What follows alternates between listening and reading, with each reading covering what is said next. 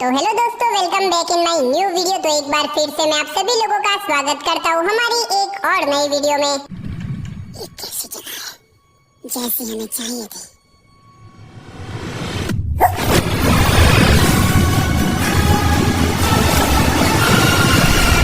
तो गाइस यार, आज के टाइम पे हॉलीवुड की मूवीज देखना तो हम में से हर किसी को पसंद है, लेकिन यार इतनी सारी मूवीज के बीच में एक अच्छी हॉलीवुड मूवी ढूंढ के लाना बहुत ज्यादा मुश्किल काम हो चुका है। तो बस मैं आपके इसी मुश्किल काम को आसान करने के लिए हॉलीवुड की कुछ न्यू मजेदार top 10 best action adventure movies के बारे में बताने वाला हूँ, जो कि आपको अभी के टाइम पे हिंदी लैंग्वेज में देखने को मिल जाएगी। लेकिन वीडियो शुरू करने से पहले अगर आपको भी मेरी तरह हॉलीवुड मूवीज देखना पसंद है तो मेक श्योर आप हमारी चैनल को सब्सक्राइब करके पास में जो बेल आइकन है उसे ऑन करके ऑल पे सेट जरूर करना, ताकि हमारी हर नई वीडियो का नोटिफिकेशन आप सभी लोगों के पास सबसे पहले पहुंच सके। ये कर क्या रहा है? ना जानो तो ही बेहतर है।